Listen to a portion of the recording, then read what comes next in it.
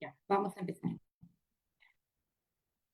Muy buenos días, doctor Pablo Talavera Helguera. En primer lugar, eh, en nombre del Centro de Capacitaciones de Derecho de Debate Jurídico y Praxis, queremos darle las gracias por haber aceptado participar en este conversatorio denominado La prueba ilícita en el proceso penal.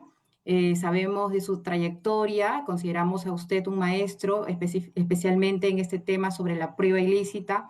Estamos muy emocionados por haberlo podido convocar y haber podido aceptar también usted la invitación y poder compartirnos sus aportes, sus reflexiones sobre este tema tan interesante y de tanta actualidad y vigencia siempre. El doctor Pablo Talavera Helguera, bueno, no necesita mayor presentación. Él es abogado de la Universidad San Martín de Porres, ha sido juez superior titular de la Corte Superior de Lima, también de la Corte Especializada, docente universitario, conferencista, autor de múltiples libros vinculados a la prueba, al proceso penal, y pues es actualmente un abogado también prestigioso, abogado litigante. Muchísimas gracias, doctor Pablo Talavera, por habernos aceptado nuevamente y le cedo el uso de la palabra para que pueda iniciar su ponencia.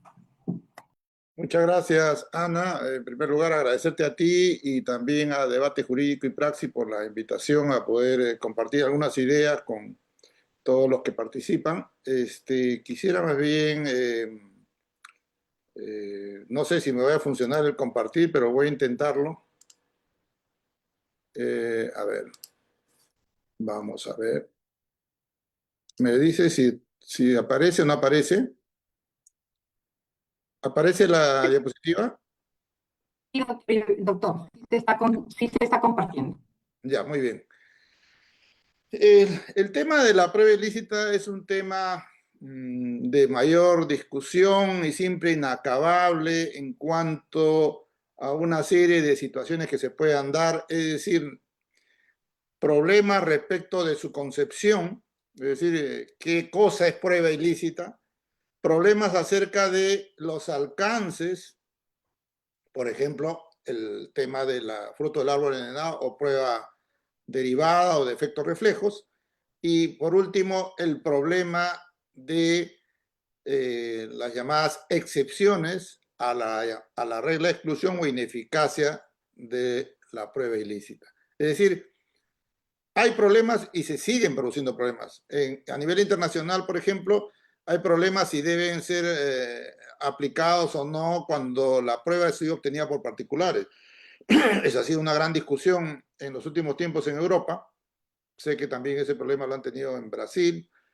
Sé que también han habido problemas con el tema de la ponderación y qué sucede cuando se trata, por ejemplo, de víctimas altamente o colectivos altamente vulnerables, ¿no? Llámese casos de pedofilia y otros. Entonces, la prueba ilícita tiene una serie de problemas y nuestra Corte Suprema tiene algunos avances o tuvo algunos avances hace algunos años, ¿no? Luego de negarse a dar una serie de pautas sobre la prueba ilícita, pero luego ha tenido algunos retrocesos ya en los casos concretos, algunos supuestos en los cuales no ha aplicado la prueba ilícita o la prueba también derivada, porque lo ha convertido en un problema de nulidades, ¿no? Un problema en el cual se pueden convalidar ciertas situaciones o bajo el consabido concepto de que los derechos no son absolutos y por tanto si no son absolutos tienen que ser objeto de restricciones y ponderaciones, ¿no? Pero lo cierto es que en muchos de los casos, a pesar de que la prueba originaria es ilícita, no se excluye, ¿no? Ya no solo con problemas con la prueba derivada, sino la prueba originaria, ilícita. Entonces, y hay un desconocimiento también en las decisiones de la Corte Suprema de lo que es la ley de protección de datos, ¿no? Porque la Corte Suprema en algunas sentencias ha dicho algo así, ¿no? Bueno, se puede extraer la información sin que se recurra a un pedido del juez de un celular porque resulta que los WhatsApp, las redes, etcétera, ya no son comunicaciones en tiempo real, ya no son comunicaciones que se te vienen dando, sino son comunicaciones que terminaron y por tanto se convirtieron en datos. Bueno, pues los datos también están protegidos por la ley. El artículo 13.4 y 13.5 de la Ley de Protección de Datos dice pues que tiene que haber autorización del juez para acceder a los datos, salvo consentimiento del titular o de uno de los titulares de la comunicación, ¿no? Uno de los interlocutores. No terceros, no pueden aparecer terceros brindando esa información porque si no sería de plano una invasión a este ámbito de protección de los datos personales, ¿no? Y los datos personales en realidad son todos aquellos que uno guarda, ¿no? En sus móviles, en sus computadoras, etcétera, ¿no? Por tanto, aún en esos casos que no se está realizando la comunicación o ya terminó la comunicación, también tienen protección, pero no vía el secreto de las comunicaciones únicamente, sino la protección de los datos personales, ¿no? Entonces, y así podríamos poner muchos ejemplos en los cuales la Corte Suprema conceptualmente dice algunas cosas, pero luego en algunos casos concretos, no digo en todos, ¿no? También no observa lo que conceptualiza, ¿no? Otro ejemplo les pondría, ¿no? Copiando mal a la jurisprudencia española, ha validado lo siguiente, ¿no? Y eso así es recurrente, ¿eh? O sea, no estoy hablando que es un solo caso, eso se da en la realidad en muchos casos. Detienen a una persona y la policía lo conmina a que se comunique con la persona que ellos sospechan ha cometido un delito con esa persona o viene cometiendo delitos. Entonces lo obligan a que se comunique y luego lo graban eso. Hay una doble violación a derechos fundamentales porque directamente está invadiendo en el ámbito de autodeterminación personal, ya está detenida la persona, ¿no? Le está obligando a hacer algo que bajo su detención. Y en segundo lugar, está interviniendo una comunicación sin conocimiento de un juez, de nadie. Y por tanto, luego se convierten esos en testigos de hallazgos casuales, en testigos de situaciones. Y eso lo ha convalidado la Corte Suprema, ¿no? Lo ha convalidado porque dice, la policía puede instar, dice. No, no, la policía no puede instar. Por eso es que la prueba lista funciona más con relación a los agentes de autoridad, cualquiera sea cualquiera sea que trabaje para el Estado. Y siempre que esta actuación tenga fines de acreditación o averiguación o probatorios. O sea, siempre que estén orientados a investigar un hecho, automáticamente la autoridad, así no se haya iniciado una investigación formal, desde el momento que detiene con fines de investigación o de un delito, ya entra a funcionar todas las garantías y por tanto también a operar la regla de exclusión si es que se obtiene una prueba con violación de derechos fundamentales. Desconocimiento de la Corte Suprema, no lo creo. Creo que a veces hay un error de concepción de posibilitar que los órganos de investigación o de la fuerza de la ley, ¿no? Actúen con mayor amplitud, ¿no? Posibilitando más eficacia, pero esa eficacia debe ir de la mano, por cierto, de lo que la Constitución y la ley señala para efecto de restringir derechos fundamentales, ¿no? Repito, no creo que sea un desconocimiento, simplemente es un sesgo, ¿no? Un sesgo además erróneo, en mi opinión, ¿no? Desde el punto de vista constitucional, porque más bien la Corte Suprema debe garantizar que la obtención de la fuente de pruebas sea absolutamente legítima, ¿no? Y eso es porque no solo lo señala la ley, el Código Procesal Penal en su título preliminar, numeral octavo romano, sino porque la propia Constitución y el Tribunal Constitucional lo ha dicho, la prueba ilícita tiene un carácter, más que la prueba ilícita, la regla de exclusión tiene un carácter constitucional. Bien, decíamos que uno de los primeros problemas era el de su concepto, ¿no? Hay dos maneras de abordar la prueba ilícita conceptualmente, ¿no? Bajo un concepto amplio, ¿no? Y bajo un concepto restringido. El concepto amplio no está pergeñado en la Constitución ni en ninguna ley. Nace como consecuencia de una actividad pretoriana, es decir, que los jueces pretenden, bajo la categoría o el concepto de prueba ilícita, encajar no solamente aquellas violaciones constitucionales en la obtención de prueba, sino también cuando se vulnera la legalidad ordinaria o procesal, ¿no es cierto?, o infraconstitucional.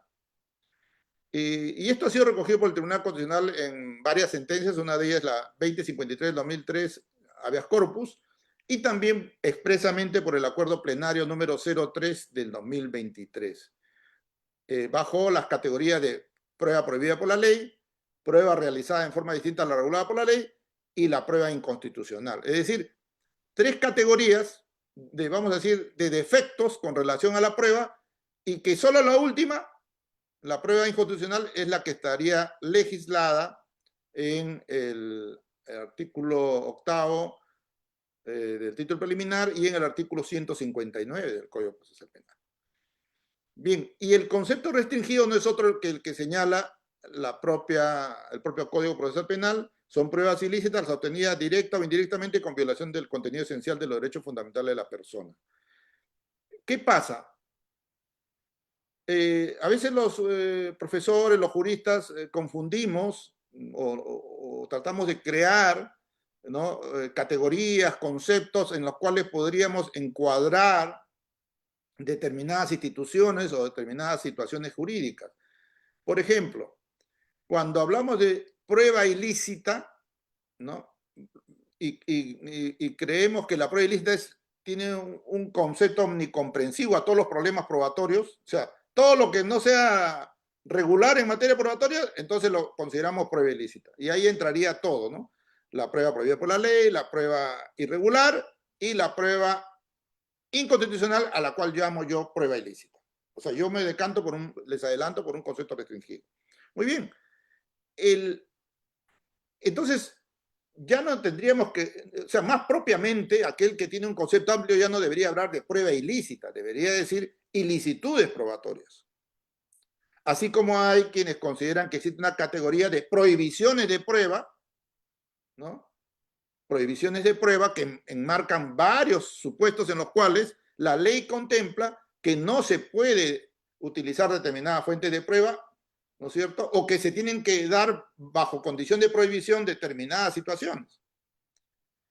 Pero no son todos los supuestos. Por ejemplo, prueba irregular no debería encajar dentro de las ilicitudes probatorias o llamadas prohibiciones de prueba, ¿no? Tampoco en el concepto restringido de prueba ilícita, pero sin embargo, la Corte Suprema en el acuerdo plenario número 03/2023 sí nos habla de prueba ilícita como la categoría que comprende diferentes. Y esto sí tiene trascendencia. ¿Por qué? Por los efectos que va a tener. Porque si hablamos de prueba ilícita, entonces entramos a la categoría, como efecto ya de esta prueba ilícita, a la categoría de exclusión. O sea, tenemos que excluir entonces todos esos casos. Pero la realidad nos dice que no es así necesariamente. Veamos los demás conceptos que existen y que la Corte Suprema ha establecido en sentencias. En este caso, que la que voy a citar es una sentencia vinculante, la casación 591 del 2015. En esta casación se adopta el concepto de prueba irregular, ¿no? Y sostiene, además, esta ejecutoria, con alguna idea, alguna razón, que el Código Procesal Penal no adopta un criterio restringido sobre la prueba ilícita, ¿no? Porque dice que todo medio de prueba será valorado solo si ha sido obtenido e introducido mediante un procedimiento constitucionalmente legítimo, lo que implica incluir la lesión a derechos fundamentales de carácter procesal. Claro, pero ahí todavía no estamos entrando a considerar a la prueba irregular o prueba por violación de norma infraconstitucional. Según la propia Corte Suprema, estaríamos todavía dentro de la discusión de si dentro del concepto de prueba ilícita puede ingresar no solamente la protección de derechos fundamentales, sino también de carácter procesal. Es decir, si se viola el derecho de defensa en una obtención de fuente de prueba, que podría ser dentro o fuera del proceso, esa obtención, proceso formal, por supuesto, significaría de que estaríamos frente a una prueba ilícita y tendríamos que excluirla, ¿no? Yo soy un poquito más restrictivo y considero que los derechos materiales son fundamentalmente los que componen esta idea de prueba ilícita, ¿no? A ver, para esta casación, ¿no? La diferencia, la Corte Suprema dice que prueba irregular es la prueba cuya ilicitud se origina en la infracción de una norma procesal ordinario o infraconstitucional, sea para su obtención o sea para su práctica. Esto es aquella cuyo desarrollo no se ajusta a las previsiones o al procedimiento previsto en la ley. ¿Y qué dice sobre los efectos? Dice, el efecto de constatarse una prueba irregular es su prohibición de valoración. Claro, pero dependiendo cuándo la constatas. Si la constatas en fase intermedia, o la constatas al inicio del proceso, o la constatas antes de su actuación. Porque la prohibición de valoración solamente es cuando ya tienes la prueba actuada y consideras que esa prueba que se ha actuado ha infringido la normatividad, ¿no? En ese caso, simplemente ya cuando estás para decidir tienes que no valorarla. Pero, ¿qué sucede si se detecta, ¿no? Al inicio del juicio que la prueba tiene un defecto bastante grande de carácter de regulación de la ley, no se ha observado, por ejemplo, ¿no? Imaginemos que en el medio del proceso se va a producir la lectura de piezas u oralización.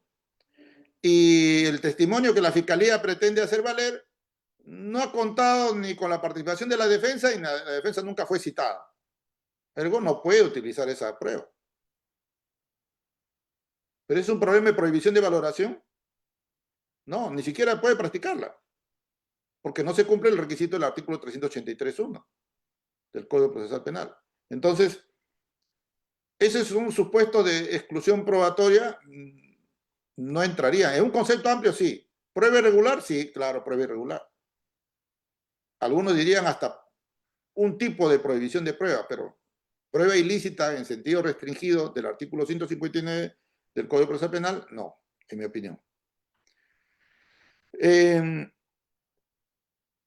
Pero también nos dice la Corte Suprema que la sola inobservancia de una norma procesal no implica necesariamente la exclusión de los elementos de prueba. No ha querido decir eso de repente la Corte Suprema, que la sola inobservancia no hace que tenemos que impedir su actuación, por ejemplo, o su admisión, ¿no? Si no cumple una prueba con determinadas condiciones, pues no se admite, ¿no? Imaginémonos una declaración obtenida, ¿no es cierto?, de un cura por confesión. Entonces, en esos casos, sencillamente, no se admite. Ni siquiera va a entrar al acervo probatorio. Entonces, no es un tema de exclusión, ¿no? La regla de exclusión funciona porque ya se obtuvo la fuente de prueba, no porque se está proponiendo la fuente de prueba. Lo que sucede es que la fuente de prueba ya ha sido obtenida, ¿no? Imaginemos con un allanamiento ilegal, con una detención ilegal, con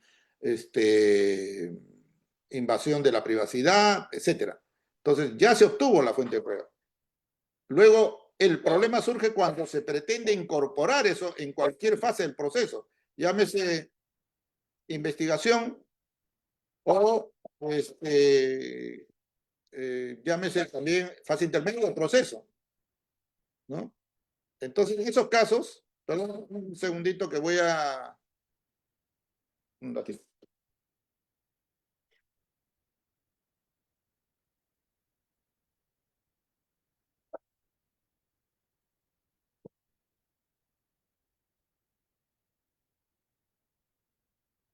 Ya, muy bien, muchas gracias. Eliminó una fuente de riesgo. Y entonces el problema es que los conceptos tienen que ser claros, ¿no? Prueba irregular equivale a infracción de normas infraconstitucionales, de efectos de carácter procesal o que no se tuvo en cuenta la regulación procesal. Imagínense un testimonio sin que se le haya podido juramentar al testigo, ¿no? O que no se cumpla con ciertos requisitos, por ejemplo, para el examen de los peritos, ¿no? No le pusieron a la vista, ni se ratificaron, etc. Entonces, incluso en algunos casos, efectivamente, la prueba no se elimina, no se anula y no se llega a excluir, pero la prueba obtenida va a ingresar al proceso o ha ingresado al proceso con una baja fiabilidad probatoria. Imaginémonos un reconocimiento de personas en el cual no se cumple alguno de los requisitos. Por ejemplo, no hay una descripción previa o no se forma la rueda o fila de personas con personas semejantes o condiciones semejantes. Entonces ingresa la información, hay un reconocimiento positivo, pero con defectos en su obtención, ¿no? Entonces, llamarle a eso prueba ilícita, prueba irregular probablemente, y probablemente, aun cuando el tribunal, cualquiera sea unipersonal o colegiado, decidiera mantener esa fuente o medio de prueba en el proceso, igual al momento de valorar, obligatoriamente en el análisis fiabilidad, ese medio de prueba tendría un menor peso o fuerza probatoria, precisamente porque está golpeado con el tema de la fiabilidad. Como puede haber problemas de fiabilidad también al obtener un testimonio. El testimonio es válido, cumplió con todas las reglas, pero resulta que no es fiable por la forma en que se ha ofrecido. Es una persona que solamente ha recogido información del rumor, ¿no es cierto? Y ha ofrecido ciertos elementos, o la persona tiene problemas para visualización, o la persona tiene problemas auditivos, etc. Entonces, son de baja fiabilidad. Es como cuando, por ejemplo, llaman a un experto que luego no prueba que es experto para emitir un informe pericial a favor de la posición de la fiscalía, ¿no? Entonces, en esos casos, no necesariamente acaba siendo nula, sino también que puede su fiabilidad ser de alguna manera cuestionada, ¿no? Ya será parte de la dinámica de la contradicción y luego el momento de la valoración. Entonces tenemos ya varios conceptos, ¿no? Por un lado tenemos una prueba ilícita de carácter bastante amplio, ¿no? Que involucra hasta 3 categorías. Luego tenemos un concepto restringido, luego tenemos también un concepto de prueba irregular, ¿no? Y luego vamos a tener otro concepto, ¿no? El de prohibiciones de prueba, que son todos aquellos casos en los cuales la ley impone, es decir, prescribe, ¿no? Que no son admisibles, que están prohibidos, que no se puede, es decir, pone vallas, muros para la actividad probatoria y para cumplimiento del fin de la averiguación de la verdad. Muy bien. En primer lugar, las prohibiciones de prueba, o como las denomina el nuevo Código Procesal Penal, prueba prohibida por la ley, artículo 151.5, numeral 2, comprende a los casos de prohibiciones de temas probatorios, prohibiciones de medio probatorio y prohibiciones de métodos probatorios. Ejemplo del primero, los hechos que guardan relación por razones de secreto profesional un ministro de culto no pueden ser tema de prueba en un proceso penal, aun cuando dicho ministro sea liberado por interesado del deber de guardar el secreto. Artículo 165, numeral 2, literal A del Código Procesal Penal, ¿no? Entonces, es un ejemplo acerca de una prohibición de tema de prueba. Prohibición de medio probatorio. Determinados medios de prueba no pueden ser objeto de actividad probatoria en el caso concreto. Así, el artículo 182, numeral 3, estatuye que no procede el careo entre el imputado y la víctima menor de 14 años. Por más averiguación de la verdad, el legislador ha creído por conveniente, que se llama política penal, por política, de que sencillamente no puede darse ese tipo de pruebas. ¿Por qué? Pero aquí ya no entra solamente el valor averiguación de la verdad o la verdad, sino también se pone en ponderación otros objetos de protección, muy válido, ¿no? El caso de la niñez, ¿no? O sea, confrontar, por ejemplo, carear a una persona mayor que incluso habría agredido a la persona, al menor, no es posible. O cualquier otro hecho, no solamente tendría que ser de connotación sexual, de cualquier otra forma, ¿no? Porque además tampoco tiene madurez el menor, etc. Entonces, porque también éramos testigos los que integramos la comisión de muchos casos por nuestra experiencia judicial, en el cual habían actas que todavía dejaban constancia y decían, ¿no? La agraviada no pudo sostener la mirada frente al acusado, ¿no? Lo cual revela que no está diciendo la verdad. Bueno, como poner a un pequeño frente a un adulto para cualquier contemplación o confrontación. Entonces, esos son supuestos y hay otros, por si acaso, que lo vamos a enumerar después. Por su parte, en las prohibiciones de método probatorio, determinados métodos de prueba no pueden ser empleados. Específicamente el artículo 157.3 prescribe que no pueden ser utilizados, aún con el consentimiento del interesado, métodos o técnicas idóneos para influir sobre su libertad de autodeterminación o para alterar la capacidad de recordar o valorar los hechos. ¿Por qué este límite se pone como infranqueable? O sea, aún con el consentimiento, por el tema de la dignidad de la persona, ¿no? O sea, uno muchas veces también trastoca su dignidad, ¿no? Cuando se somete a esclavización, a servidumbre, a trata de personas, etcétera. Entonces, el sujeto va contra su propia dignidad, pero si tú no la observas, el Estado, entre comillas, paternalistamente, te va a proteger, porque ese es el límite infranqueable, incluso hacia tu consentimiento. Por supuesto, hay mucha discusión en el ámbito constitucional y filosófico acerca de la capacidad para autodeterminarse y hasta dónde uno puede consentir, ¿no? Es el caso de los hombres pequeñitos que son hombres bala, que los ponen en un cañón y los lanzan, ¿no? Se discutió en Francia si eso violaba o no la dignidad, y el Estado podría prohibir que diera su consentimiento para ello, ¿no? Entonces, hay supuestos en los cuales se dan estas prohibiciones de métodos probatorios. El acuerdo plenario número 03 de 2023 nos dice que hay otras prohibiciones de prueba, enumera otras prohibiciones de prueba. Por ejemplo, los testimonios de referencia de policía, militar y personal no puede ser obligado a revelar los nombres de sus informantes, ¿no? El artículo 116 dice, no puede ser utilizado el testimonio del testigo de referencia cuando éste se niega a proporcionar la identidad del testigo fuente. El 184 es, los documentos que contengan declaraciones anónimas no podrán ser llevados al proceso ni utilizados en modo alguno. Los medios de prueba no reconocidos por la ciencia como idóneos para generar conocimiento. El 135 incorpora dos supuestos de prueba prohibida referidas al tema probatorio. También son pruebas no permitidas por la ley, la prueba de los hechos notorios, el máximo de la experiencia, las leyes naturales y otros, ¿no? Esto es relativo, ¿no?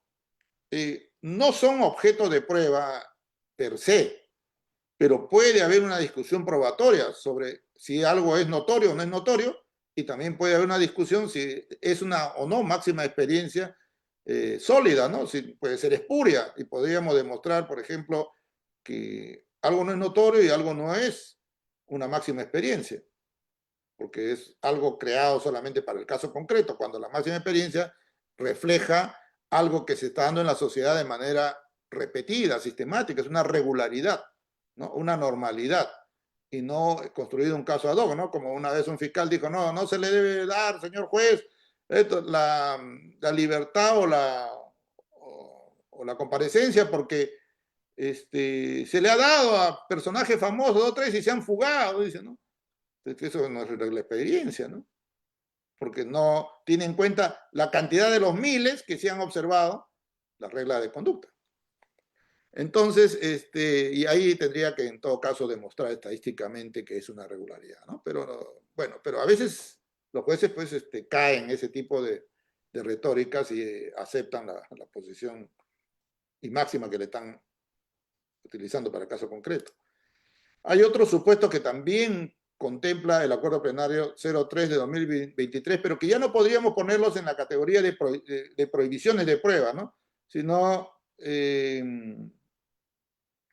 digamos, otro tipo de categoría, ¿no? Dentro de las irregulares, por ejemplo.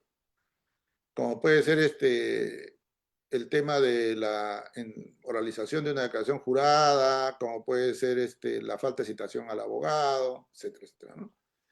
El tema de la cadena de custodia, en fin.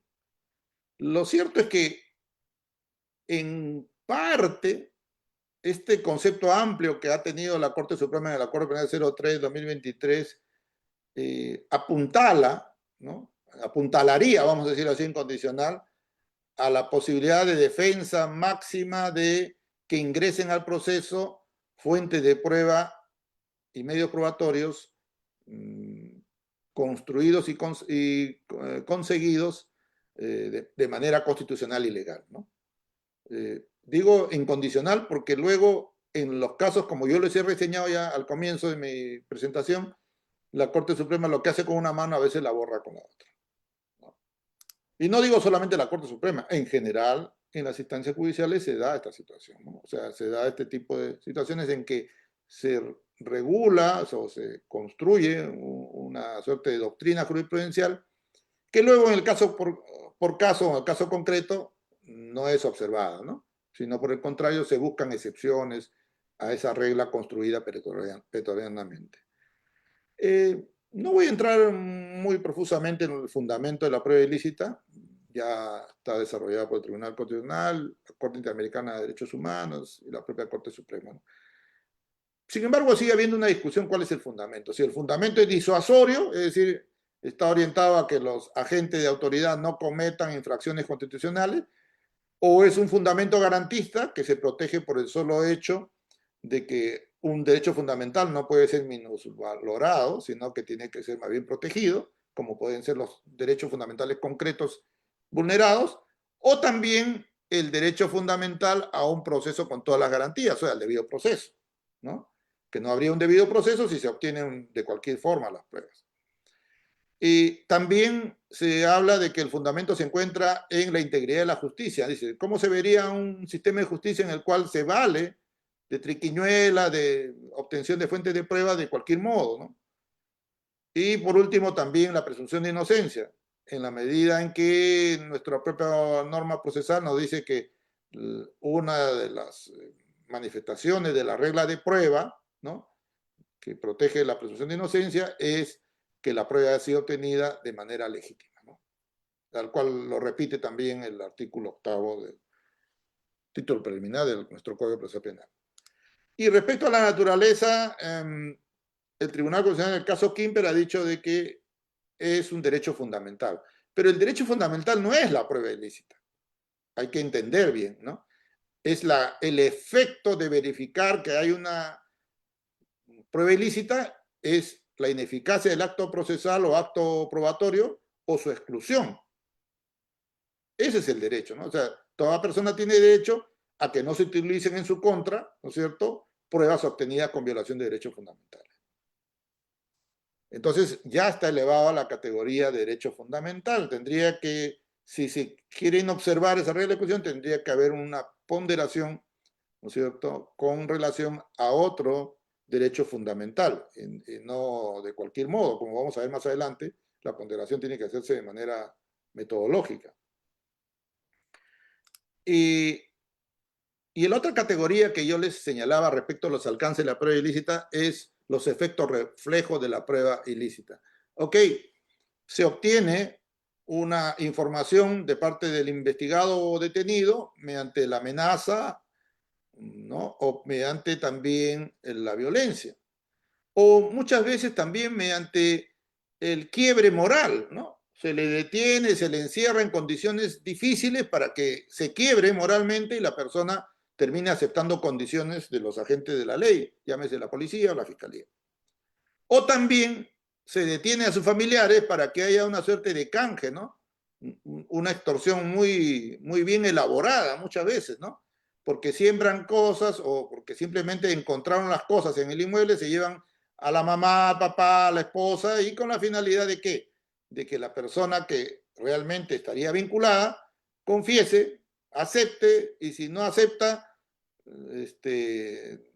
aunque sea por salir del problema, tenga que aceptar lo que le plantean o incriminar a otra persona bajo la condición de que ahí sí salen todos los demás salen libres o le reducen la imputación.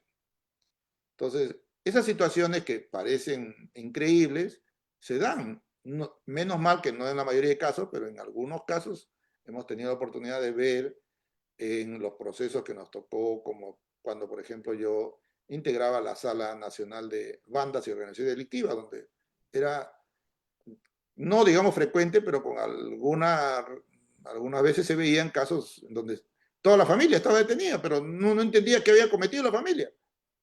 No, dice, porque había estado, porque le encontró debajo de la cama el arma, entonces todos se van, ¿no? Están en el mismo cuarto, entonces todos se van. Y cosas por ahí, ¿no? Entonces, esa es la prueba originaria, ¿no? Entonces, la prueba originaria es la prueba donde se vulnera un derecho fundamental, sea al detenido, sea allanando el domicilio ilegalmente, o sea, obteniendo una grabación vedada, etc. Entonces, pero a partir de esas violaciones, toma conocimiento, recoge una información el agente de la ley, generalmente, y luego pretende regularizarlo. Lo pretende utilizar ya propiamente en el proceso, pero recurriendo ahora sí a vías legales. Por ejemplo, obtiene una información mediante una confesión por la violencia o la amenaza, donde respecto de los efectos del delito o respecto a los instrumentos del delito. Y ahora sí, con esa información va a la fiscalía, la policía, o el fiscal va al juez, y el juez al juez pidiéndole una autorización para hacer un allanamiento, y como consecuencia de ese allanamiento van a obtener, evidentemente, el botín o los instrumentos con los que se cometieron el delito. Y obviamente de esa manera corroboran la hipótesis que tenían respecto a esta persona, esa es la imputación. Ese segundo acto, que se denomina prueba por derivación, derivada o efecto reflejo, también está contaminado por la ilicitud. Ojo que pueden darse también situaciones de pruebas derivadas, también con algunas ilicitudes, pero asumamos que el ejemplo que da la doctrina es que la prueba derivada se actúa de manera legal, ¿no? Entonces, también, por regla general, esa prueba obtenida con información originariamente contaminada, viciada, de violación de derecho fundamental, también se tiene que excluir. Y digo por regla general, porque la mayor parte de excepciones y la mayor parte de consideraciones de proporcionalidad o de la llamada en España conexión antijuricidad, lo que buscan es, de alguna manera, desprenderse, desconectarse del vicio originario para que la prueba actuada, no obstante que tiene como, vamos a decirle, una fuente en la primera ilicitud, la prueba generada con posterioridad ya bajo un manto de legalidad quede sin ser excluida, ¿no? Entonces, en Norteamérica se construyó la doctrina del fútbol del árbol envenenado, que poco a poco ha ido decayendo porque en Estados Unidos hay casi una agonía de la prueba ilícita, igual que ahora se escribe en España sobre particular, porque se han creado tantas excepciones y son tantos los casos en que se convalidan las ilicitudes que ya queda poco realmente de esa construcción pretoriana jurisprudencial que hicieron en Estados Unidos desde fines del siglo XIX y durante casi la mayor parte del siglo XX, ¿no? Nuestro Código Procesal Penal se refiere a los efectos derivados o efectos reflejos con el concepto de pruebas obtenidas indirectamente con violación del contenido esencial. O sea, lo indirecto vendría a ser ese fruto del árbol envenenado. Y yo le decía que de hace años atrás la Corte Suprema ya nos había establecido las reglas sobre la prueba ilícita. Ya habían algunas reglas. Pero esos son, como vamos a decir así, el gorro, ¿no? La parte que supuestamente teórica que deberíamos observar, pero que en la práctica muchas veces no se aplicaba o no se aplica. El recurso de nulidad 1640 del 2013, en el caso de León Mejía, se le acusaba, se dijo lo siguiente, ¿eh? De manera así taxativa, obviamente copiando una sentencia del Tribunal Supremo Español, ¿no? A rajatabla por si acaso. Dice, las pruebas obtenidas directamente violentando el contenido esencial de los derechos fundamentales no surten efectos en el proceso, no valen, deben ser excluidas, ¿cierto? Ya. Tenemos claro para ellos qué cosa es prueba ilícita. Luego dice, las pruebas obtenidas indirectamente violentando el contenido esencial de los derechos fundamentales tampoco surten efecto en el proceso, eficacia refleja, fruto del árbol envenenado, también afuera. No importa quién haya conseguido la prueba inconstitucional prohibida o ilícita. No importa. ¿Qué quiere decir? Que puede ser un agente de la ley o un particular. No importa, ¿no? Por lo tanto, es ilícita. No importa el momento procesal en que se haya obtenido la prueba en cuestión, si en la fase de investigación o cualquier otra fase procesal. Exclúyelo en cualquier momento.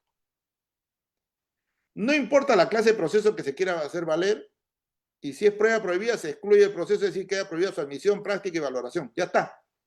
Cerramos el negocio, está clarito. Corte Suprema dice que eso se debe hacer así. Pero en el caso por caso, eso que ha escrito la Corte Suprema a veces no lo aplica. Las razones las dan a veces, ¿no? Pero yo creo que es más por una suerte de política jurisdiccional, por eficacia, que por estar convencido doctrinaria o dogmáticamente con relación a lo que es prueba ilícita y su derivada y cuáles son las consecuencias, ¿no? Y bueno, en esa sentencia que estoy mostrando también habla de la inutilidad de la prueba obtenida ilícitamente, etcétera, ¿no? Y esto no es nuevo, la prueba ilícita y su regla de exclusión es de toda la vida en el Perú, es parte de la historia constitucional.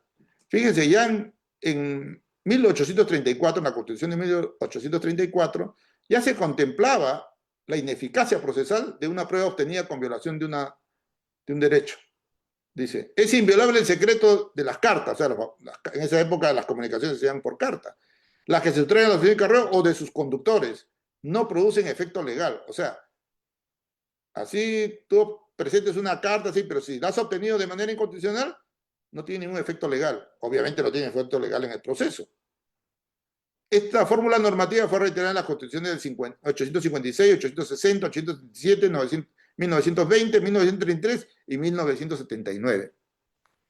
Mientras que el artículo 26 de la Constitución de 1920 señalaba que no tendrán valor legal ninguna declaración arrancada por la violencia, fórmula normativa reiterada en la Constitución 79 y por supuesto en la del 93. ¿Qué quiere decir esto? Que a diferencia de los Estados Unidos, que no tiene su regla de exclusión en la Constitución, en el Perú, siempre, la violación de derechos fundamentales de carácter material ha tenido como consecuencia su ineficacia, ergo, regla de exclusión. Aunque no le haya puesto ese nombre. Decir, carecen de valor, no surten efecto, son ineficaces, es lo mismo. Inutilidad, ineficacia, todo se utilizan como sinónimos, ¿no? Solo que ahora modernamente se conoce como exclusión probatoria, ¿no? La excluye del hacer. Y lo excluye jurídicamente, ¿eh? Porque hay que diferenciar la exclusión jurídica y la exclusión física. En Brasil, hasta que no lo saque del expediente, no se ha excluido la prueba. El objetivo del juez, que cuando ya el Supremo declara que hay prueba ilícita, es retirar, desaparecer del expediente esa prueba que ha sido obtenida con violación de derechos fundamentales. En el Perú basta el efecto jurídico, o sea, la ineficacia. Siendo ineficaz, ya se entiende que no forma parte del acervo probatorio, es decir, no forma parte de los elementos que tendrá que ser valorado. Pero repito, es jurídico, ¿no? Ahí en esta lámina yo pongo ahí los conceptos: carecen de valor, carecen de efectos legales, lo mismo, ¿no? Pero hay algo muy interesante en la Constitución de 93, cuando en su numeral 2, inciso 24, literal H, regula, ¿no es cierto?, el supuesto de utilización de la fuerza física, psicológica o moral para obtener declaraciones. ¿Por qué? Porque el fundamento general que muchos cortes en el mundo utilizan para aplicar la prueba ilícita es el fundamento de la disuasión. A través de la utilización de la regla de exclusión, lo que queremos es disuadir a lo que los agentes de la ley violen derechos fundamentales. Muy bien. En el Perú, claramente, el fundamento de garantista y el fundamento disuasorio se unen. Porque por un lado dice, esa prueba obtenida con violencia psicológica, física o moral carece de valor. No valen esas declaraciones. Pero además, ya ni siquiera para disuadir, sino para castigar, dice, y quien las emplea incurre responsabilidad. ¿Qué más disuasión ya que la Constitución te diga? El que, además de que se excluye, la autoridad responde.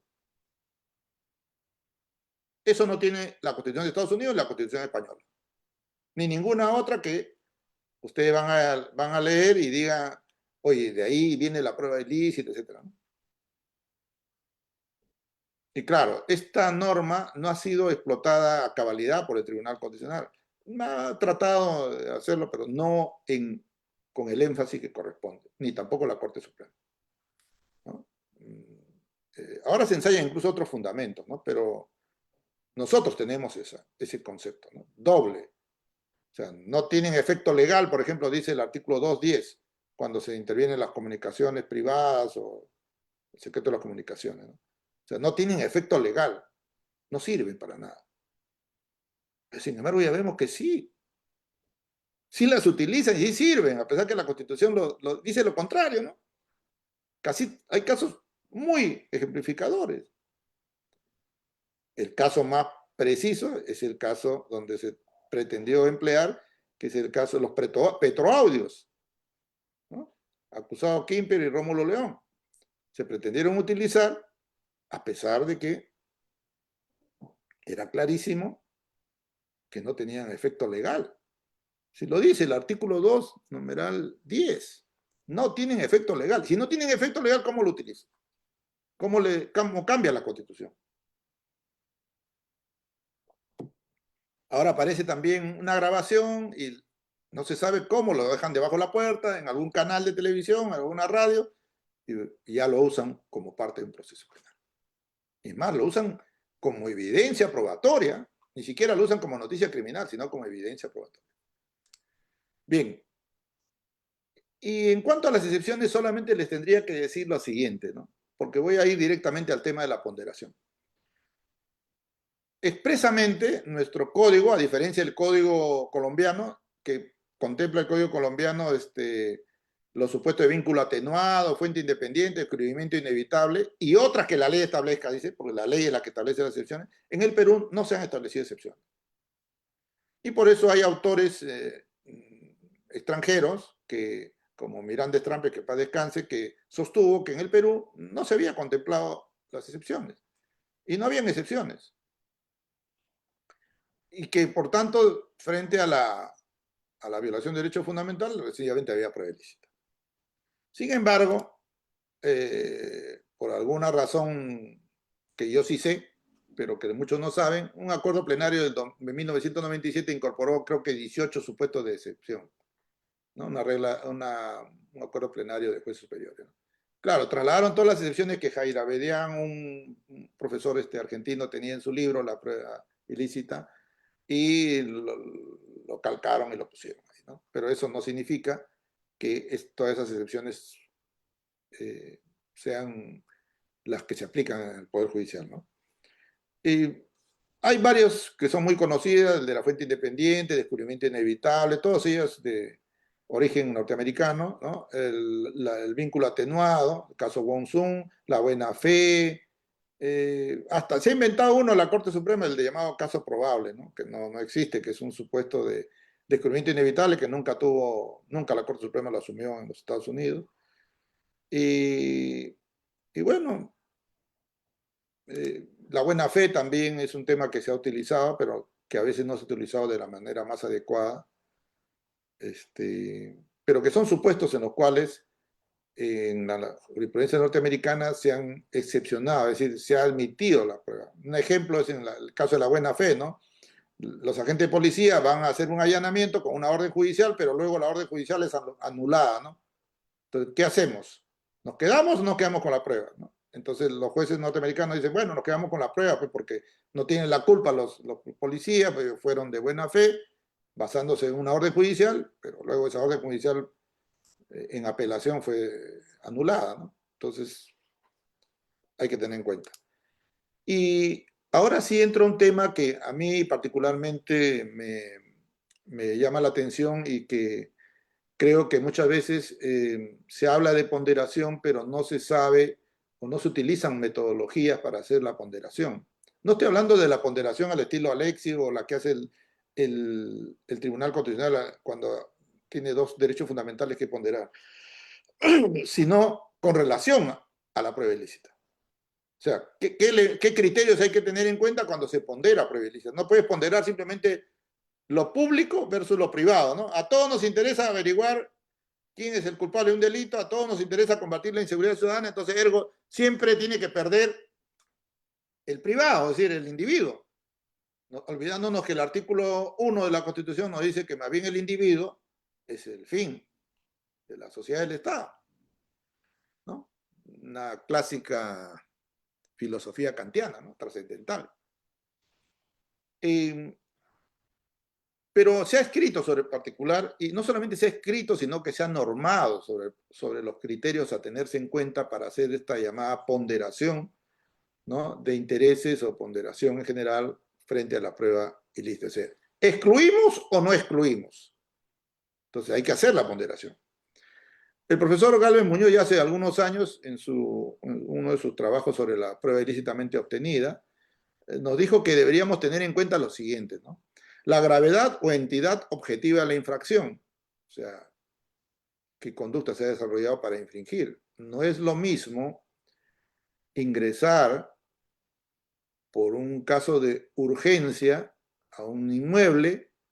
No estamos hablando de un supuesto donde tiene conocimiento la gente de que hay una perpetración del delito, sino porque tiene una urgencia debido a que ha alcanzado cierta información, pero no la suficiente como para poder ingresar. Por ejemplo, toma conocimiento de inmediato que se ha producido un homicidio, ¿no es cierto? Y se tiene información de que en ese lugar habrían tirado el arma. Entonces, inmediatamente va, obviamente no pide autorización judicial y encuentra efectivamente el arma. Y no es lo mismo allanar un inmueble después de estar haciéndole 25 días de vigilancia policial, donde tenía todo el conocimiento y todas las oportunidades para poder ir a reclamar y pedir y no iba a conjurar ningún riesgo, ni de pérdida del bien, ni un riesgo para los demás. ¿Por qué? Porque habían instalado a la policía frente a la casa de la imputada todo un cuartel para poder hacerle seguimiento. Este es un caso de terrorismo, ¿no? Un caso que llegó a la Corte Suprema, donde ahí dijeron que no había prueba ilícita, pero nosotros sostuvimos que sí había prueba ilícita. Y durante esos 25 días, pues nunca recurrieron al fiscal ni nunca fueron a pedirle autorización para poder allanar. Segundo, dice la intencionalidad del infractor. ¿Cómo se ve la intencionalidad? La evaluación tiene que ser ex ante, no ex post. No se mide en función de lo que consiguió la policía, sino en función de la intención que tuvo. Y a veces esa intención se da de la mano con la fiscalía. En el caso concreto que le estoy contando de terrorismo, quien engaña a la persona que está al interior de la casa para que entre la policía es la fiscal. Le dice, está la señora tal, sale la señora y le dice, señora tal, sí, pum, y pone el pie y entra la policía. Entonces, hay intencionalidad, sin duda. La naturaleza y entidad objetiva que tenga el hecho investigado por el infractor. O sea, también se tiene en cuenta el tipo de hecho. No es lo mismo un caso de menor entidad y sin elementos que un caso de bastante alarma social, qué sé yo, ¿no? La dificultad probatoria. La naturaleza rígida o flexible del derecho fundamental afectado. Hay derechos que tienen naturaleza rígida, por ejemplo, el secreto de las comunicaciones. No interesa el contenido de lo que están hablando, es la reserva en sí de esas comunicaciones. Mientras que en el caso de la inviolabilidad del domicilio hay varias excepciones. Perpetración de un delito, inminente perpetración de un delito, razones de seguridad, razones de salud, etc., ¿no? Consentimiento, etc. Mientras que en la reserva de las comunicaciones, repito, A está hablando con B y un tercero graba, no hay una flexibilidad. La inevitabilidad o no del descubrimiento de la prueba por medios lícitos. Si se podía o no se podía descubrir. Eso se llama un cálculo hipotético, ¿no? O sea, hacemos un cálculo hipotético si esto era inevitablemente podía ser descubierto, si se realizaba un determinado acto de investigación o no. En la medida que sea inevitable su descubrimiento, entonces se ponderará a favor de no excluir. Y si no era inevitable su descubrimiento, entonces la policía se esmeró en violentar el derecho, según este análisis, ¿no? Y finalmente, Gálvez Muñoz nos dice que las consecuencias de la aplicación de la ley de exclusión sobre otros bienes y valores dignos de protección. Aquí recién ya entra, por ejemplo, si se trata de un caso de menor, si se trata de qué cosa estamos hablando, ¿no? Si tema patrimonial, etc. Entonces, toma en cuenta otros valores, ¿no? No el valor de la verdad en sentido general, sino con relación a determinados otros derechos. Pero sigamos viendo qué criterios más a nivel del derecho comparado encontramos. En la justicia canadiense se han esmerado de construir otros criterios, ¿no? La magnitud de la violación, la gravedad del delito, la importancia probatoria de lo que se excluiría. Fíjense ustedes, es un criterio nuevo con relación a lo que hemos hablado. La importancia probatoria de lo que se excluiría. El efecto, este sería, la importancia probatoria de lo que se excluiría ya no es una evaluación ex ante, sino una evaluación ex post, después de lo que se haya encontrado, lo que se haya obtenido. El efecto que la decisión tendrá sobre la reputación de la administración de justicia, el fundamento de la integridad. La buena fe de la policía, tiene que ver con la intención. La existencia de factores exigentes. Si la policía pudo haber obtenido las pruebas sin violar la ley, aquí es al revés, ¿no? El cálculo de la inevitabilidad es al revés. Aquí ya no se pone a partir de que algo encontramos y si algo pudo haber sido descubierto, no, sino si la policía pudo obtener esa prueba sin violar la ley. Claro, también mide la intención. El nivel de expectativa de privacidad en el área objeto de registro. Muy importante, ¿no? Este es un tema, un criterio que se utiliza mucho en Alemania, ¿no? Las esferas, ¿no?, de protección a la privacidad o intimidad. La importancia de la prueba para el caso fiscal. Como ustedes ven, son varios los criterios que en la justicia canadiense se utilizan. Y finalmente, en la ley sobre prueba en Nueva Zelanda, sí se regula ahora criterios para ponderar. Dice lo siguiente, ¿no? El juez, para resolver la exclusión de una determinada prueba cuando se alegue su obtención, debe realizar una ponderación teniendo en cuenta lo siguiente: la importancia del derecho vulnerado y la gravedad de la lesión o injerencia, lo que se repite en los tres casos, ¿no? La naturaleza de la violación en particular, es decir, si hubo dolo, culpa o mala fe por parte del agente de policía que realizó la diligencia de investigación vulneradora del derecho. Acá en el Perú, ¿cuándo se ponen a hacer ese análisis? Todo para la policía. O sea, hay una presunción que a la policía se le respeta, pero se le respeta también en sus prácticas de investigación, ¿no? La gravedad del delito imputado al procesado.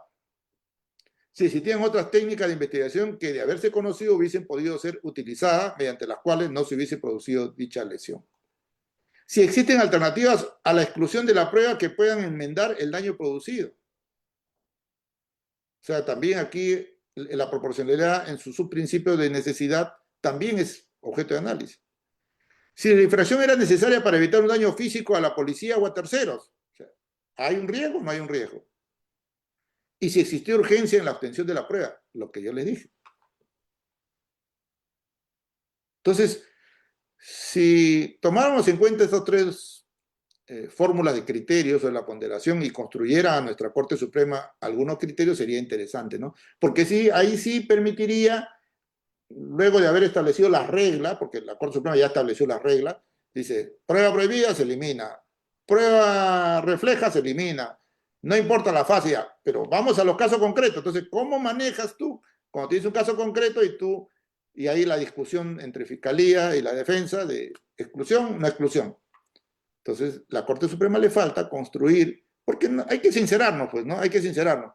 No aplican en todos los casos a rajatabla exclusión de prueba ilícita. Entonces, por tanto, si nos vamos a sincerar, la Corte Suprema debería hacer todo un análisis, talleres, acuerdos, qué sé yo, y fijar criterios que se deberían tener en cuenta cuando los jueces tengan estos problemas y tuvieran que ponderar.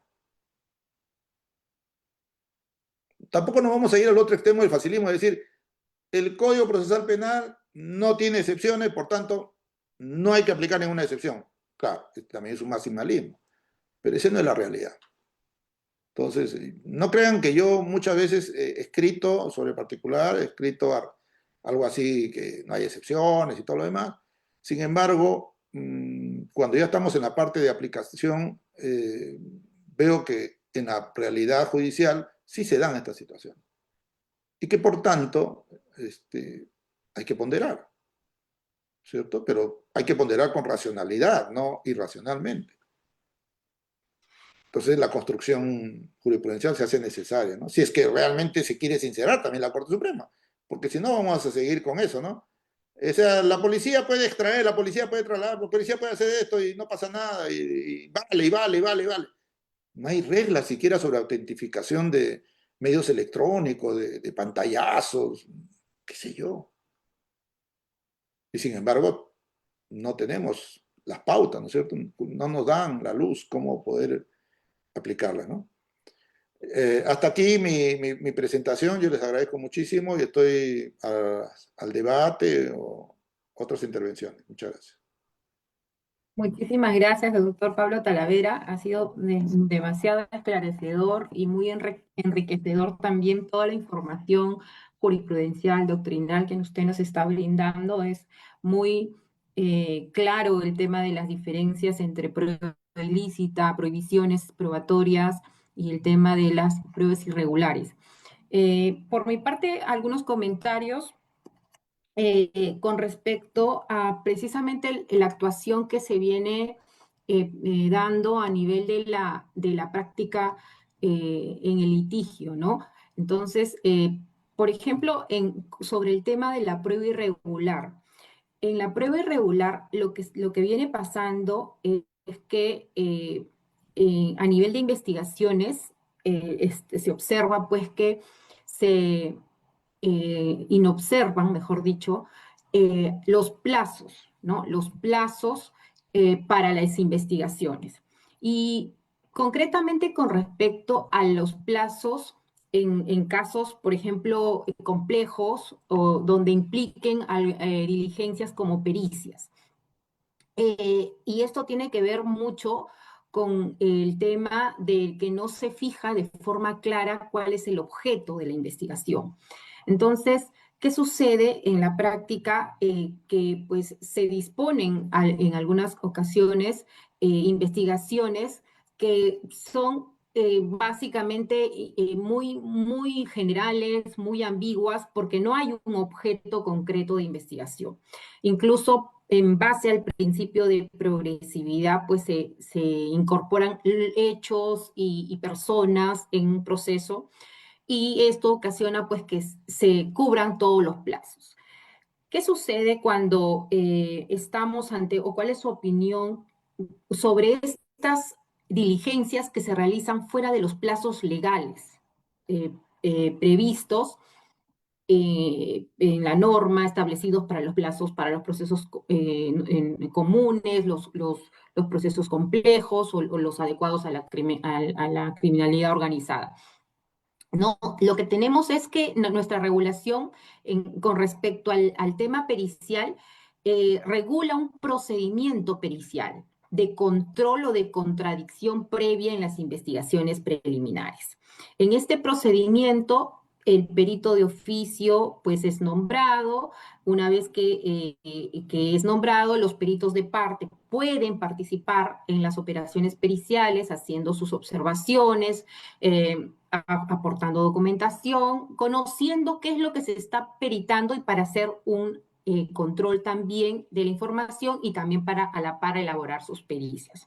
Lo que sucede es que estas pericias en muchos de los casos pues se ordenan casi concluyéndose la investigación y el procedimiento pericial no se realiza o no se, en algunos casos no se realiza y en algunos casos no se concluye. Y no hay este control o esta contradicción que está regulado como procedimiento pericial para que un perito de parte o la defensa pueda intervenir y pueda hacer el contradictorio a efectos de emitir observaciones, pericia de parte, etc. Pero, sin embargo, este documento, esta pericia, que al final es emitida, incluso ordenada en algunos casos fuera de los plazos, es utilizada para sustentar una acusación, es utilizada para formalizar una investigación. Entonces, ¿cuál sería la eficacia de de este elemento de prueba? Yo considero que podríamos estar hablando de una prueba irregular y en tanto se se acredita la vulneración de un derecho fundamental, en principio el derecho de defensa, al no haber podido contradecir o haber participado en estas procedimiento pericial, y por otro lado, el debido proceso, ¿no? Porque precisamente está regulado este procedimiento que permite garantizar el contradictorio previo a la elaboración de esta pericia o de esta prueba o al surgimiento de esta prueba pericial.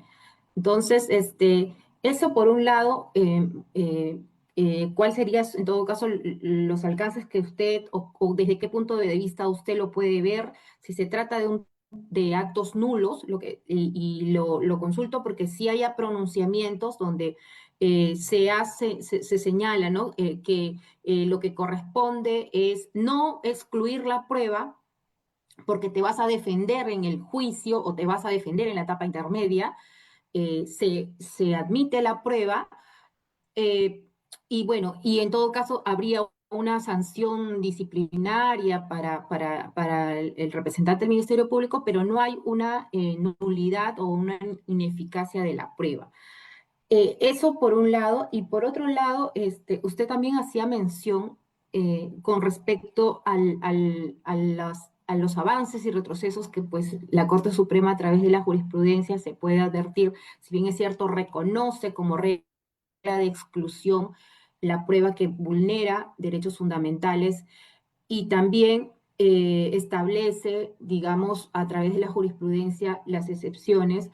Sin embargo, parece ser que a través de este principio de ponderación y parece ser que las excepciones son más bien ahora la regla, ¿no? La regla a esta prohibición de admisión, de valoración, de prueba ilícita, que usted muy bien lo ha destacado, que no solamente tiene un efecto disuasorio desde la Constitución, sino un efecto de ineficacia de la prueba. Desde este punto de vista, usted propone que a través de la jurisprudencia se puedan em, establecer criterios, ¿no? Ahora, con respecto a estos criterios, ¿usted considera que estos criterios de ponderación, a efectos de que se pueda incorporar la prueba ilícita, en algunas circunstancias, ¿no? Por ejemplo, cuando se trate pues, de un bien colectivo, de un bien jurídico de mayor protección contra un bien jurídico vulnerado, eh, ante distintas situaciones, estos criterios podrían considerarse, ¿usted cree, normativamente, existiría una posibilidad de que esto pueda ser incorporado en nuestro norma procesal a efectos de que se pueda aplicar de manera que exista seguridad jurídica con respecto a cuándo y en qué circunstancias? Yo sé que por caso no se va a poder, digamos, establecer criterios específicos y precisos, pero sí de manera un poco más general. Y, por ejemplo, con respecto a lo que usted mencionaba del caso Kimper, ¿no? Y también ha habido otros casos donde, por ejemplo, en casos donde la prueba ilícita ha sido declarada en el extranjero y se quiere aplicar en el Perú, ¿no? No es el caso Odebrecht. Por ejemplo, el caso de los Perupetro, del caso Kimper, donde se exigía una condena previa del delito de la afectación al derecho fundamental, ¿no? Entonces, y hay casos donde se permite que esa afectación se pueda acreditar en el proceso y no se requiera una condena previa, una sentencia judicial firme, ejecutoriada. Entonces, ¿cree que con estos casos de repente podemos ya fijar algunos criterios a nivel normativo? Esa es un poco mi pregunta. Eh, Muchísimas gracias, ¿no? sí, claro. A ver, empecemos con el tema primero, que es un supuesto que se da en muchos casos, ¿no? Eh, una actuación probatoria fuera de los plazos legales, ¿no? Ya culminó la investigación, la Corte Suprema dice que la investigación culmina cuando se cumplen los plazos de ley Dice, y la resolución, la disposición que da por concluida es meramente declarativa, porque la culminación ocurre ya. Pero eso surte efecto solo para las partes que no son ni el fiscal ni el juez, según el artículo 144. En otras palabras, si por ejemplo el acusado tenía la posibilidad de plantear algo, caduca dentro del vencimiento del plazo. Si el actor civil tenía que presentar la incorporación de la persona jurídica o la incorporación del tercero civil o una nulidad de transferencia, lo que tenga que hacer, solamente podía hacerlo, ¿no?, hasta antes de la culminación de la investigación. Para esa parte, con el efecto de caducidad, si no ejecuta eso antes del vencimiento de los plazos, caduca su posibilidad, artículo 144. Pero el 144 en el numeral 2 o inciso 2 dice, esto no rige para el fiscal ni para el juez, en cuyo caso solamente responsabilidad disciplinaria. Entonces, irnos por el tema de qué es ineficaz porque se pasó el plazo, no funciona. No funciona porque desde el punto de vista normativo está ahí que no hay nulidad. No necesita decirte que no hay nulidad el código porque se deduce eso del código. Al decirte que no opera lo mismo que para las partes que no son el fiscal y el juez, en el caso de las partes que no son el fiscal y el juez, sí hay caducidad, sí rigen todos los plazos, ¿no? El abogado tampoco tiene derecho a subsanar nada, ¿no? Porque si te equivocas, no te va a decir, le doy la siguiente sesión para que subsane, ¿no? Como le dicen al fiscal, ¿no? Eso también es creación súper pretoriana porque le dan 20 posibilidades de subsanación al fiscal. Pero sí, en mi opinión, puede haber violación constitucional y puede haber prueba irregular, sí, puede haber. Y puede plantearse una tutela, ya que la Corte Suprema ha dicho que la tutela puede ser en cualquier fase, en cualquier momento, mejor dicho. Pero aquí el reclamo ya sería por la no aplicación de la normativa que regula la actividad probatoria adecuadamente y por violación del derecho de defensa, ¿no? Que forman parte también algunas manifestaciones del debido proceso. ¿Por qué? Porque si las reglas dicen que tengo un plazo para poder observar si es una pericia, para poder contradecirlo o presentar una pericia, entonces me tienen que habilitar ese espacio. Dentro de ese espacio, vamos a decir, de zona de penumbra, que es una vez que se ha vencido el plazo. Porque la habilitación ya podría habilitárselo. De acuerdo al Código Procesal Civil, el juez puede habilitar plazo.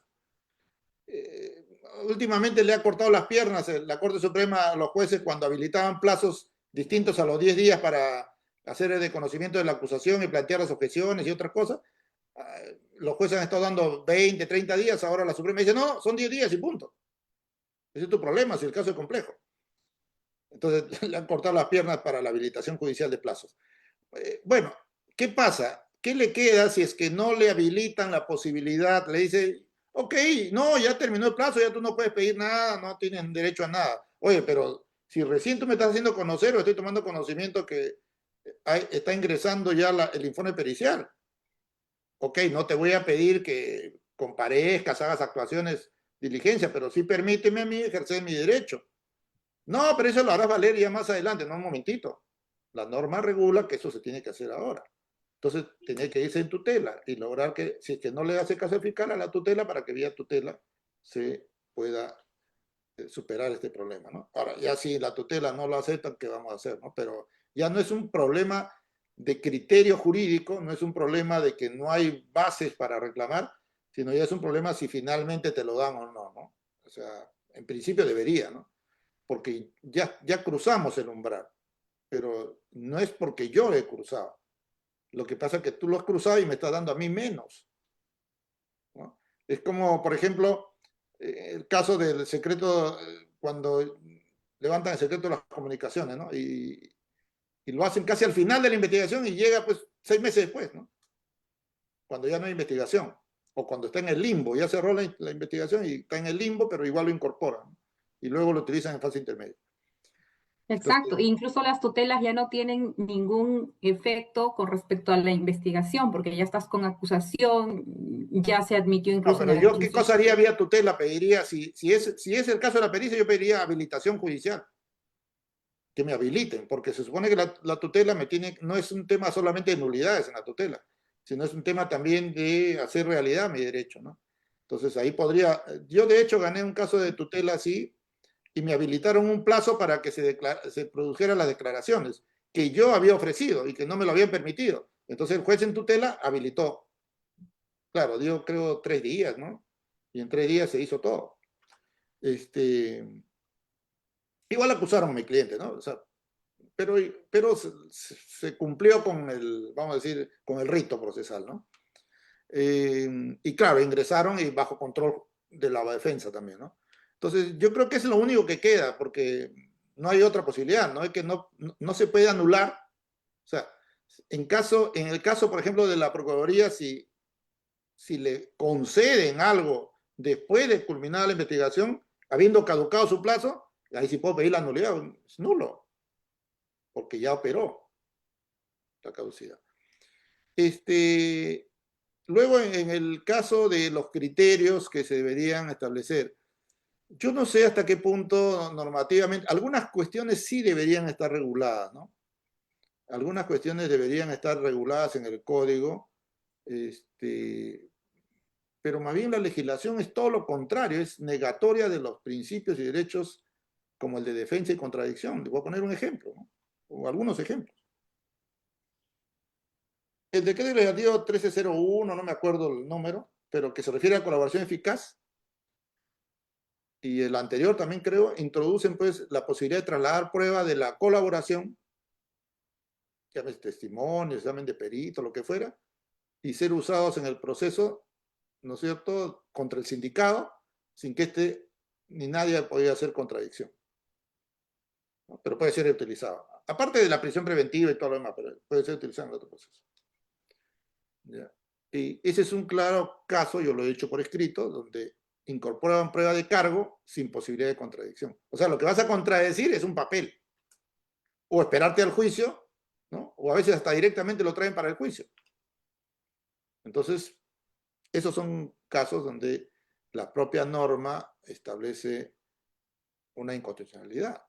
Otra inconstitucionalidad. En ese decreto legislativo, perdón, en el reglamento que regula el decreto legislativo de colaboración eficaz, introducen las llamadas pruebas, o sea, no solamente las pruebas anticipadas, sino introducen la posibilidad de que se restrinjan derechos fundamentales en sede vamos a decir, del proceso especial de colaboración eficaz. La pregunta es, ¿un reglamento puede regular restricciones a derechos fundamentales? La respuesta está en las sentencias normativas del Tribunal Constitucional y en las sentencias y opiniones consultivas de la Corte Interamericana. No. La restricción de derechos fundamentales solo puede venir por la ley, artículo 2, numeral 2. No, numeral literal, sí, numeral 24b. O sea, no se contemplan formas de restricción de la libertad si no es por la ley. Y que yo sepa, un reglamento no es ley. Bueno, la Suprema lo convalida, pues. Está normado, dice, está normado. Sí, pero no está normado, pues. ¿Y qué pasa con eso? En el fondo no hacen restricciones al colaborador que está sujeto al proceso especial. Le hacen restricciones al sindicado, o sea, le intervienen sus teléfonos y otros derechos fundamentales. Es objeto de seguimiento, de esto. En consecuencia, y obviamente todo en calidad de secreto, no solamente que no puede ejercer, no, calidad de secreto, no sabe ni siquiera la imputación que tiene. Pues no hay imputación, pues. Entonces, ¿qué se puede? No hay posibilidad alguna. Entonces, ese es otro de los problemas. Debería primero regularse y eliminarse la investigación secreta, ¿no? El artículo 68, la investigación secreta. Fue un error de la comisión. Segundo, tiene que eliminarse todas las posibilidades de restricción de derechos fundamentales para un sindicado en sede de corroboración de un proceso de colaboración. Porque en la corroboración no es de cualquier modo, es que el colaborador tiene que ser el que aporte la colaboración. Y tiene que ser una corroboración que no tenga que hacer toda una investigación contra el sindicato, porque si no, ¿de qué estamos hablando? Ya estamos hablando de que lo estás investigando sin que él sepa, de manera secreta. No estás corroborando. O sea, la corroboración es, alguien da una declaración Y eso se corrobora porque él señala dónde está el elemento, la casa donde se reunió, el vehículo que se utilizó, etcétera, etcétera. Entonces, pero si voy a 2 años, este es un caso real, ¿eh? 2 años a hacer investigación exploratoria a través de escuchas, ya no estás corroborando, estás investigando un caso. Pero lo validan pues los órganos jurisdiccionales. ¿Por qué? O por los 3 motivos del oidor. Yo no creo que por ignorancia, o porque simplemente se procura una eficacia pro fiscalía, Facilidad probatoria, doctor. olvidándose Es fácil. obviamente del papel, el rol que juega un juez, ¿no? Sobre todo los jueces que están a cargo de la investigación preparatoria y los tribunales que ven apelación. Es la verdad. Yo no, se molestarán algunos amigos jueces, todo, pero esa es la verdad. Yo ya estoy viejo para tener temor de decir las cosas como son y ni acomodarme el día que también litigue contra ellos, se lo diré, pero me darán la razón o no, pero eso es lo que corresponde, ¿no? Entonces, no se puede construir los procesos de esa manera, ¿no? Yo lo he dicho además por escrito, ¿no? Lo he hecho por escrito con mucho respeto. Entonces, primero habría que, Ana, yo creo, establecer una serie de limitaciones al poder de la investigación, regular esos supuestos que ya los conocemos, y luego en el tema de la prueba ilícita, habría que construir ciertos criterios mínimos, ¿no? Ciertos criterios mínimos, ¿no? Como por ejemplo, en ningún caso posibilitar que se admita una prueba primaria o secundaria, es decir, ilícita originaria o una derivada, si hay intencionalidad o mala fe del agente de la ley, ¿no? El que actúa sabiendo que con todas las ventajas debiendo ir al juez no lo hace, entonces ya pues, ¿no? Como ese caso donde la Suprema valida que le pueda instar a una persona a comunicarse. En el caso que utiliza de España es distinto. Es la señora que llama a la policía y le dice, oye, está que me llama el otro fulano, no sé qué hacer. Ah, ya, entonces usted reciba la llamada y nosotros vamos a tomar nota de eso. A decir, la policía puede instar a que se comunique. ¿Cómo va a decir que se... O sea, prácticamente estamos haciendo ahí una provocación a cometer el hecho. Claro. Entonces hay que establecer, yo creo que va a ser muy difícil una construcción bastante amplia como la ha hecho Nueva Zelanda. Yo creo que partiendo de nuestra realidad deberíamos establecer algunos criterios mínimos, ¿no? Que puedan permitir una ponderación, ¿no? Y me parece que uno puede ser la importancia del derecho La vulnerado, prueba escrita. claro, ¿no? En fin, y lo otro es que eh, tiene que haber una capacitación mayor porque no puede ser posible que se siga desconociendo a nivel de la investigación preliminar y preparatoria que la ley establece condiciones para que se actúen determinados medios de prueba y no los observa, ¿no? No los observa. Por ejemplo, yo tengo, no solamente desde el punto de vista probatorio, sino además desde un punto de vista ya mayor al probatorio, que por ejemplo en los delitos de lavado de activos son muchos de los casos son procesos inconstitucionales desde su origen. ¿Por qué? Porque no hay una imputación concreta, no hay ni siquiera una imputación. Lo que hay es un permisito para investigarte toda tu vida patrimonial a efecto de determinar si existe o no un desbalance. Es decir, no hay hecho punible, no hay hecho delictivo. Hay una sospecha de que algo has hecho, pero no sé qué, lo voy a averiguar. Entonces, eso se Exacto. llama exploración, prospección, inquisitio generale, ¿no? Por tanto, no sé, pero voy a ver.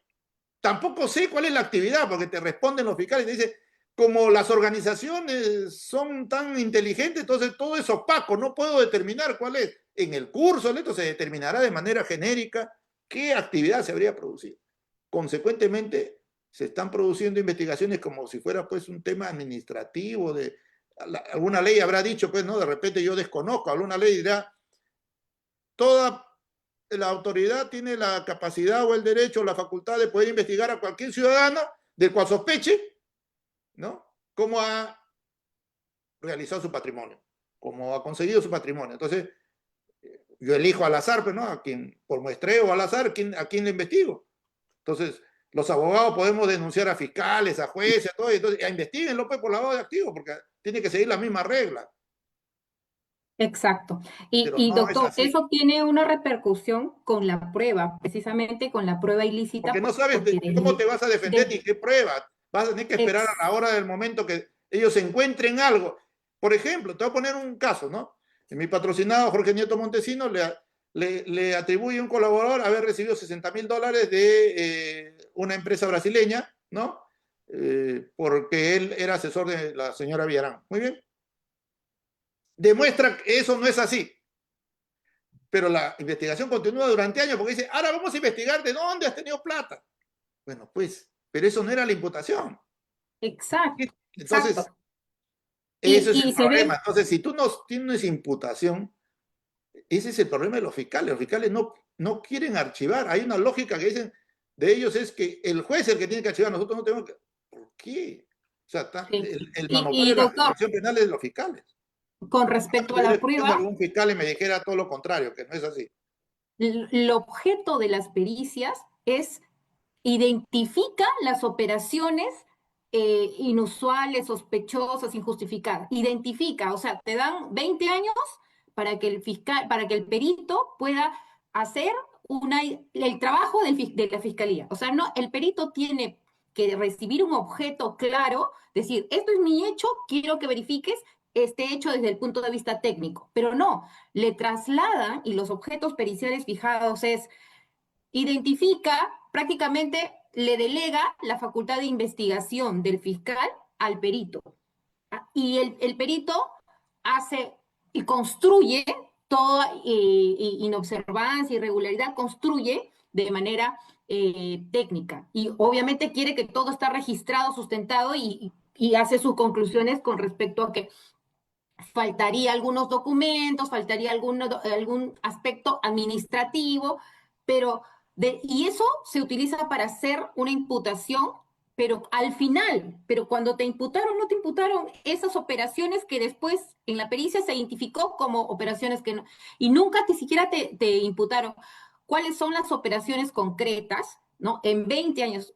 Y le preguntas al fiscal y el fiscal te dice, este es el periodo, pero de ese periodo, ¿cuáles son las operaciones de lavado que están siendo investigadas? Todas las operaciones, de todos los años, de todas las cuentas, o sea, toda su vida patrimonial, como usted dice.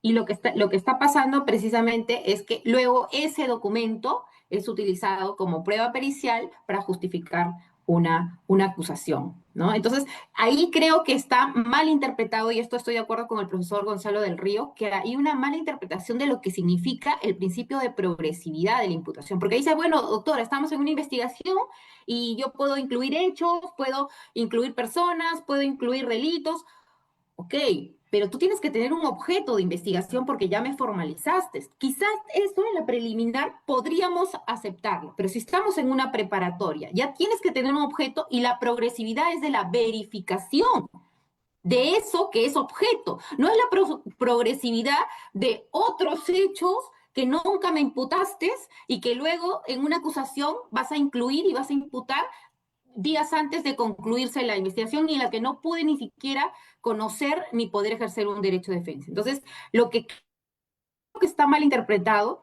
es la facultad de incluir o verificar la investigación con respecto al principio de progresividad, ¿no? Ahí me parece que eso A ver, afecta de todas maneras la prueba, toda la prueba se sí, sí, convierte en irregular yo porque ha estoy de habido acuerdo una con lo que afectación tú al dices. derecho de defensa.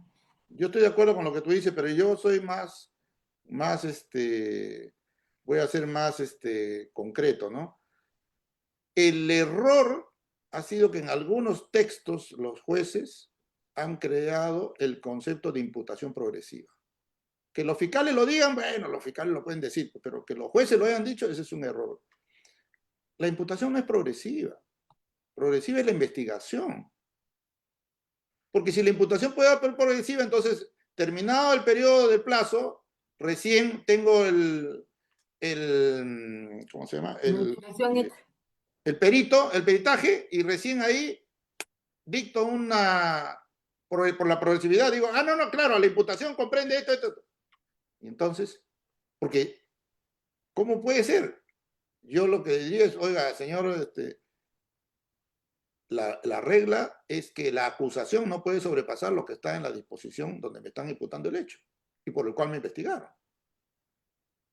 La sentencia no puede sobrepasar lo que está en la acusación escrita, ¿no? Porque también han dicho, en casos concretos, los señores del Ministerio Público, que como la imputación es progresiva y todo es progresivo, entonces recién le imputo lo que debe, por lo que deben condenarle en el momento de la acusación oral.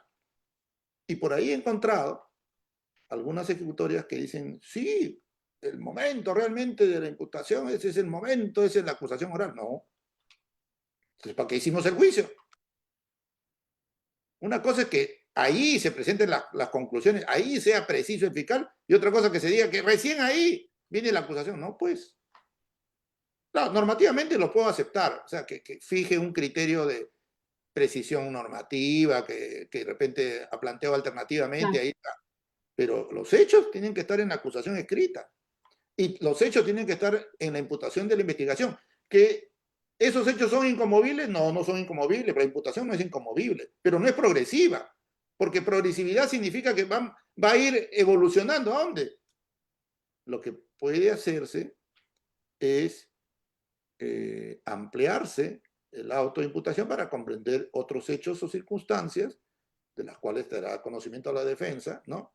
Pero no es que sea progresiva, porque esa es además mentira. Eso solamente cuando lo quieren emboscar al imputado es que usan ese concepto de lo progresivo, porque en realidad la mayoría de casos yo no veo ninguna progresión. Empiezo cero y termino cero, pero En eso base a sí lo que es que se progresiva. tenía.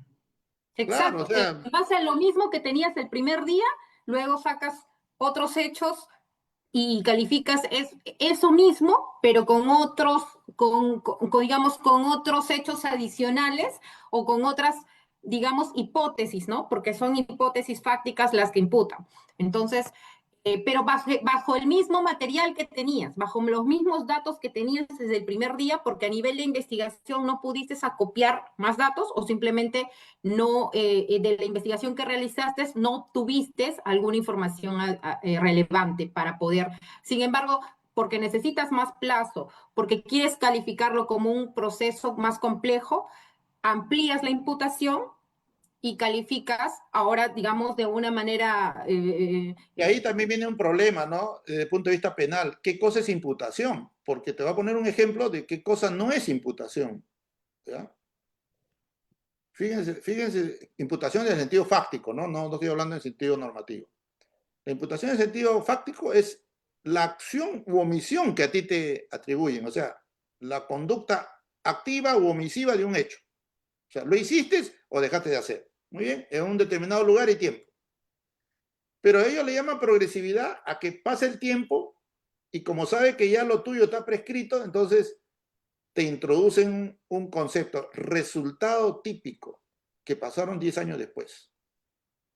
Pero es que en 10 años después recién el Estado tuvo que transferir partidas para cubrir ese problema. Entonces, como es colusión agravada, ¿no? El resultado típico no es la conducta del sujeto,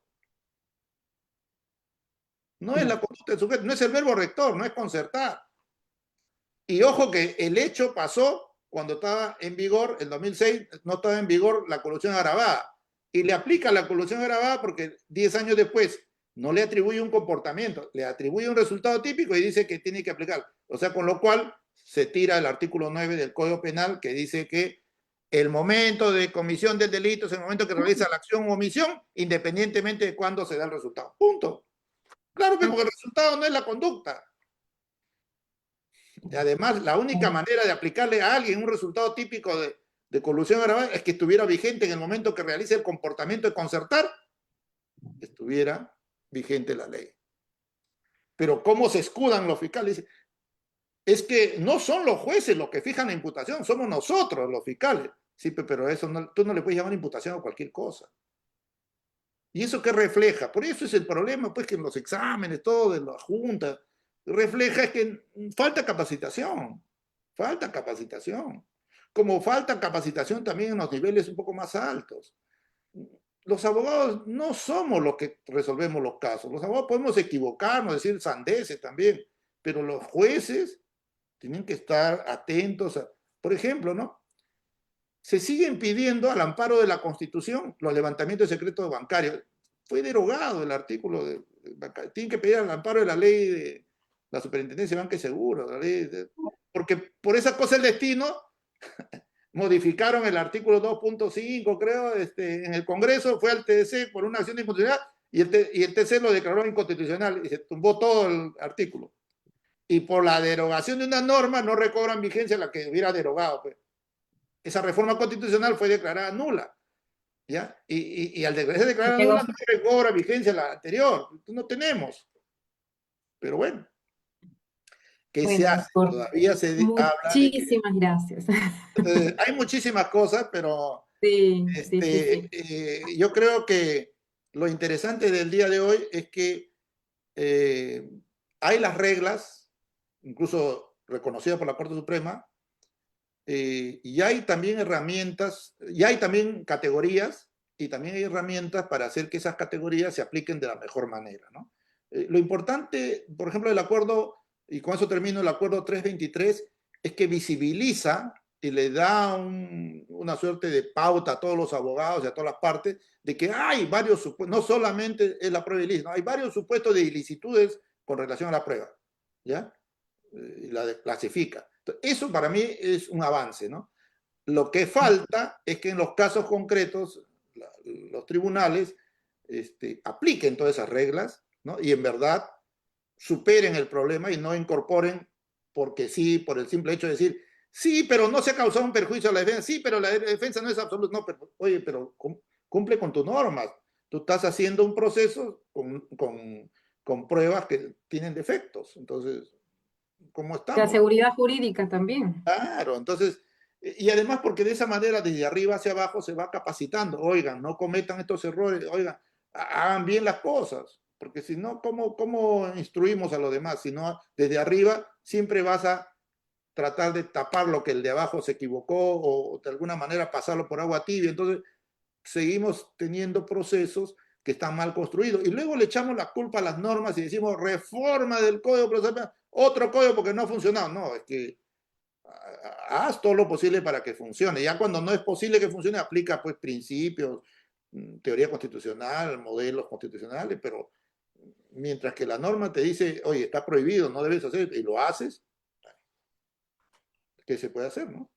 Entonces, ahí yo por eso creo que todos debemos capacitarnos, ¿no? De todos los niveles, no porque yo llego ya al más alto nivel, ya no me capacito, ya no, tampoco puedo No, considerar que uno es una totalmente hay luminaria que... que va a ser el faro para todos, tampoco, ¿no? O sea, creo que tiene que haber siempre retroalimentación. En las capacitaciones hay retroalimentación, ¿no? Para poder entender los problemas.